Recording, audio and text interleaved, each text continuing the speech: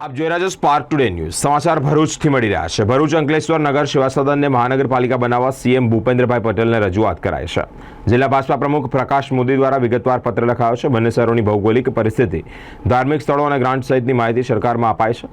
શૈક્ષણિક અને આરોગ્ય સુવિધાઓ અને મનોરંજન સ્થળોની પણ માહિતી આપવામાં આવી છે। છેલ્લા કેટલાય સમયથી ઔદ્યોગિક નગરી ભરૂચ અંકલેશ્વરને મહાનગરપાલિકા બનાવવાની માંગ થઈ રહી છે। નમસ્કાર। ભરૂચ તેમજ અંકલેશ્વરને નગરપાલિકામાંથી મહાનગરપાલિકા બનાવવા માટે અમોએ માનનીય મુખ્યમંત્રી શ્રી ભૂપેન્દ્રભાઈ પટેલ તેમજ પરમ આદરણીય પ્રધાનમંત્રી શ્રી નરેન્દ્રભાઈ મોદીને અમારા લેખિત 5 પાનાના પત્રમાં રજૂઆત કરેલી છે। ભરૂચ કે જે 10 જીઆઈડીસી ભરૂચ જિલ્લામાં આવેલી છે, એ ઉપરાંત 3 સેઝ છે। ભરૂચમાં અનેક વિકાસમાન પ્રક્રિયાના પ્રોજેક્ટો છે, હોસ્પિટલો આવેલી છે, કોલેજો છે, 40 ઉપરાંત શાળાઓ છે, ઉચ્ચતર માધ્યમિક, એ ઉપરાંત ભારભૂત બેરેજ યોજના અહીં નજીકમાં છે। નજીકમાં બુલેટ ટ્રેનનો પ્રોજેક્ટ છે, ડીએફસીસીએલનો કાર્ગો પ્રોજેક્ટ છે, નજીકમાં માંડવા મુકામે એરપોર્ટનો પ્રોજેક્ટનું કામ ચાલી રહ્યું છે।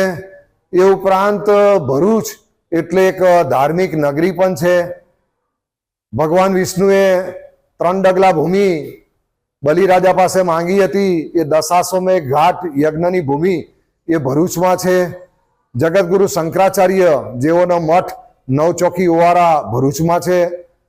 શીખ સંપ્રદાયના સૌ પ્રથમ ગુરુ નાનક દેવજી જે નદી પાર કરીને, ચાદર પર બેસીને નદી પાર કરીને આવ્યા હતા, એવા સિદ્ધ સંત નું ચદ્દર સાહેબ ગુરુદ્વારા અહીંયા ભરૂચમાં આવેલું છે।